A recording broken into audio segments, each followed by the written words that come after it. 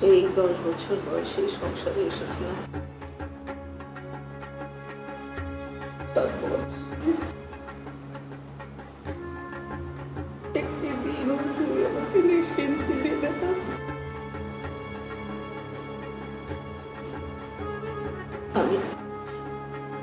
আমি ধৈর্য হারাই না, আমি সহ্য করে যাচ্ছি, লড়ছি। কমলা, আমাকে একটু শান্তি দিয়ে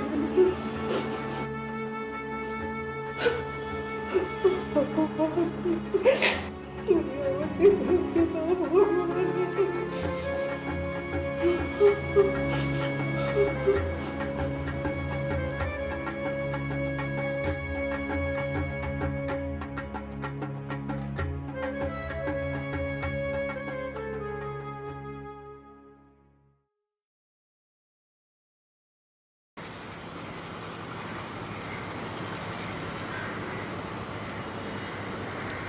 বৌদি, ঠাকুরপো, তুমি অসময় না এসে পারলাম না। কেন, কি হয়েছে? আচ্ছা তুমি আমাকে বোঝাও, জমিদার আমি না রামকুমার? আর কি হয়েছে বলবে তো? শোনো, আমার যদি জমিদারি করার শখ থাকতো তাহলে আমি জমিদারি করতাম। এখন তো কি সেটা করাই তো ভালো ছিল। রামকমল কোথায়? জানি না। বাহ, 3 দিন হয়েছে বাড়ি ফেরেন। বাহ বাবা, বাড়ির বউ জানে না বাড়ির বাবু কোথায় কি করে বেড়াচ্ছে? আমি কি করব? জানলে হয়তো সমস্যা আছে। দেশের সবাই জানে আর তুমি জানো না? হ্যাঁ, এটাই তো স্বাভাবিক। নদী, শোনো, আমি তোমাদের কষ্টটা বুঝি। এতদিন হয়ে গেল তোমাদের কোনো সন্তানাদি হলো না। আবার আমি মানা করা সত্ত্বেও একটা দত্তক সন্তান নিলে। আমি বলি কি, তুমি ওকে একটু বোঝাও। ও যদি চায় আর একটা বিয়ে করো, তবু অন্তত এই কেলেঙ্কারির হাত থেকে বাঁচা যাবে। বলেছি তো, উনি বলেন স্ত্রী জীবিত থাকতে দ্বিতীয় বিয়ে তিনি করতে পারবেন না। এ সমস্ত ন্যাকামের কোনো মানে হয় না। বিয়ে যদি নাই করবি তাহলে রাত দিন বাইজি বাড়িতে গিয়ে পড়ে থাকিস কেন? কি মানে? সেটা তুমি তোমার বন্ধুকেই জিজ্ঞেস করো। ওকে পেলে তো। এখন আদায়পত্রের সময়, আমার হাতে কত কাজ, আমি আদায়পত্র করি কি করে? ওকে বললাম যে একটু মহালগুলোতে উঁকি দিয়ে আয়। তা না, নীলা বাইজিকে নিয়ে নৌবিহারে বেরিয়েছে। এদিকে টাকা নিচ্ছে আর ঢালছে, টাকা নিচ্ছে আর ঢালছে। এসব কথা আমাকে বলে কি লাভ? আমার কথা কি উনি শোনে? তোমাকে না বলে আর কাকে বলবো বলো? তোমাকে বলে মনকে একটু হালকা করলাম। আমি বলি কি, পারলে একটু সামলাও, না হলে সব শেষ হয়ে যাবে। ঠিক আছে বৌদি, তোমার মনে হয় কষ্ট দিলাম। আসলে তুমি না পারলে কে সামলাবে বলো? যাই আমি।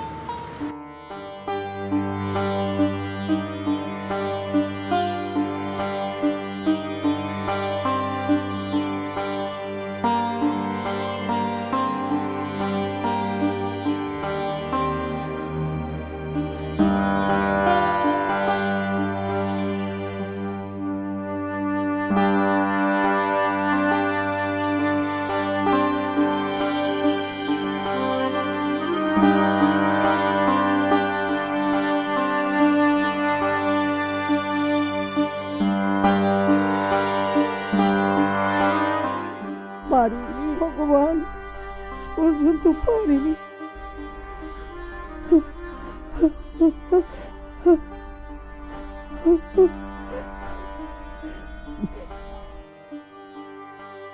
কিন্তু ভগবান,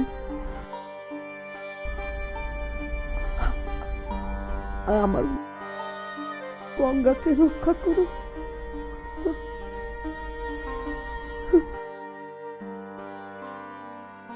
কৃষ্ণের ভাগ্য যেন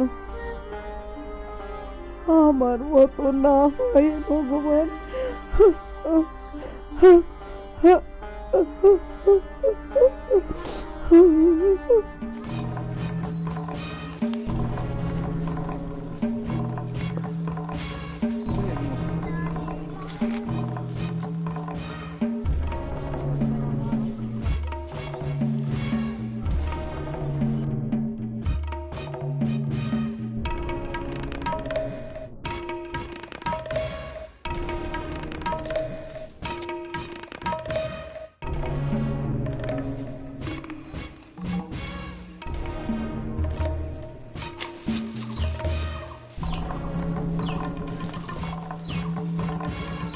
থাপড়ায় 32টা দাঁত ফালাই দিতে ইচ্ছে করছে।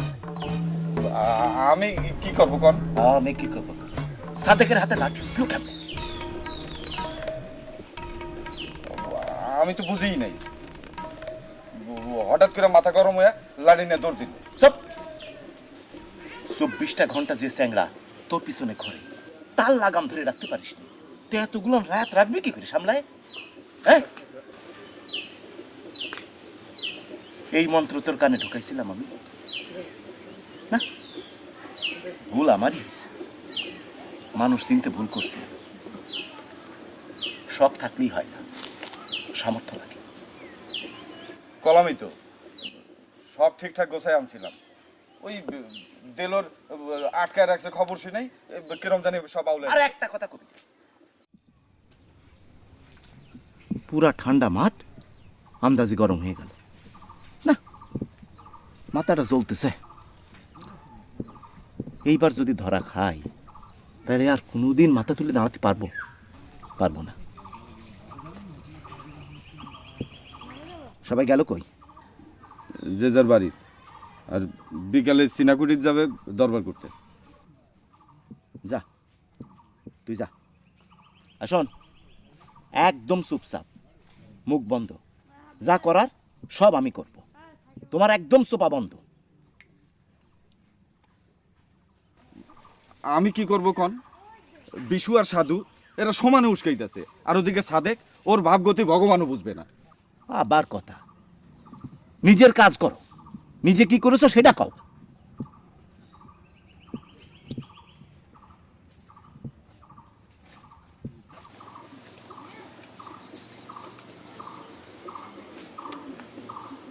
পা ধরে আর কোনো লাভ নেই, অতি যা করার শেষমেশ আমারও মাঠে নামাই ছাড়ো। এইবারের মতো ক্ষমা করে।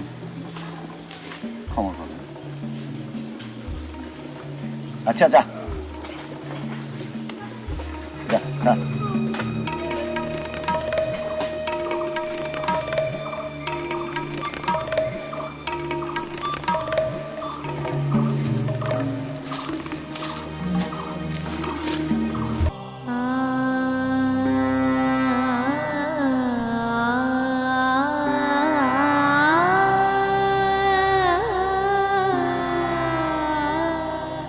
তুমি যেদিন ওই বুড়োটার সাথে 7 পাক ঘুরছিলে, আমি নীরব দর্শক ছিলাম। তখন আমি এতটাই ছোট যে তোমাকে এমন করে ভালোবাসা যায় সেটুকুও বুঝিনি। কিন্তু মনে হচ্ছিল যা হচ্ছে তা ঠিক নয়। আমি অহেতুক পায়ের আঙ্গুল দিয়ে মাটি খুঁজছিলাম। আসলে ভালোবাসার রং, রূপ, গন্ধ চেনা হয়নি কখনো। আর হলেই বা কি করতাম? দয়া করে চিঠিটা শেষ পর্যন্ত পড়ো। বিশ্বাস করো, এখন আমার সারা হৃদয় জুড়ে কেবল তোমার আশ্রয়। কোনো বাধা নেই তোমার, সত্যিই নেই। তুমি বাধা মনে করলেই বাধা। তুমি তো জানো তোমার ওই সনাতন বাবা কোনোদিন বুঝবে না সাদা শাড়িতে তোমাকে দেখতে কেমন লাগে আমার।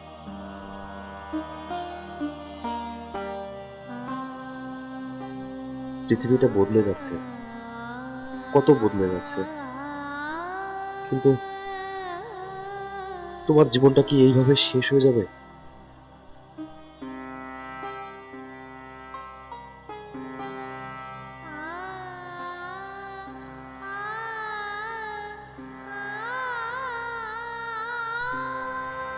তুমি তো জানো তোমার ওই সনাতন বাবা কোনোদিন বুঝবে না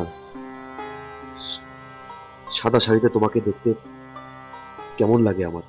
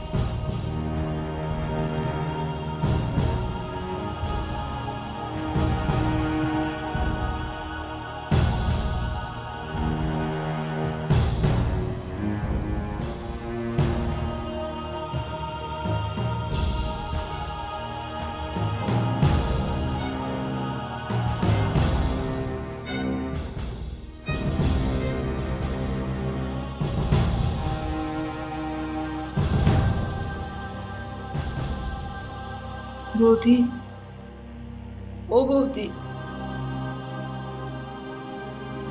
কি রে, এত অস্থির হচ্ছিস কেন? কেমন যেন খালি খালি লাগতেছে, শূন্য শূন্য গো বৌদি। আমি কেবল ভাসতেছি, কোনো কিছু আঁকড়ায় ধরতে পারতেছি না। আমার কেমন যেন ভয় লাগতেছে গো বৌদি। আমারও ভয় লাগতেছিল। আমি কি মরে যাচ্ছি বৌদি? না, তুই মরবি না, তুই বাঁচবি। থেকে কি লাভ গো?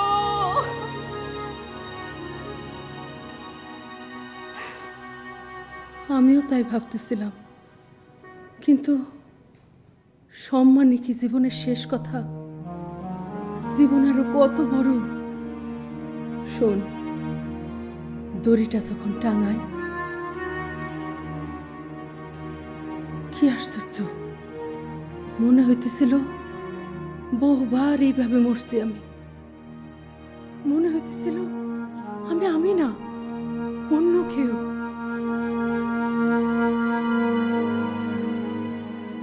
তারপর দড়িটা যখন গলায় দিলাম, চোখের সামনেটা অন্ধকার হয়ে আসতেছিল। দেখি সামনে সারি সারি চিতা চলতেছে, সব একই গল্প।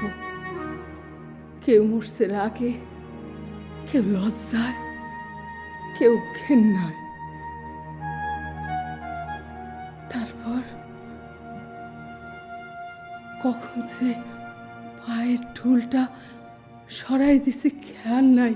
না না না না না না না না না না না না না না না। ধান এসে ওঠে লুটো পুটি খায়, ভেঙে উড়ে আসে, ভেঙে উড়ে যায়। ধান কাটা হবে মুঠো মুঠো আটি, বুকে ঢেউ খেলে ও জান ভাটি। ধান কাটা হবে মুঠো মুঠো আটি, বুকে ঢেউ খেলে ও জান ভাটি। ধান কাটা হবে মুঠো মুঠো আটি, বুকে ঢেউ খেলে ও জান ভাটি। ধান কাটা হবে মুঠো মুঠো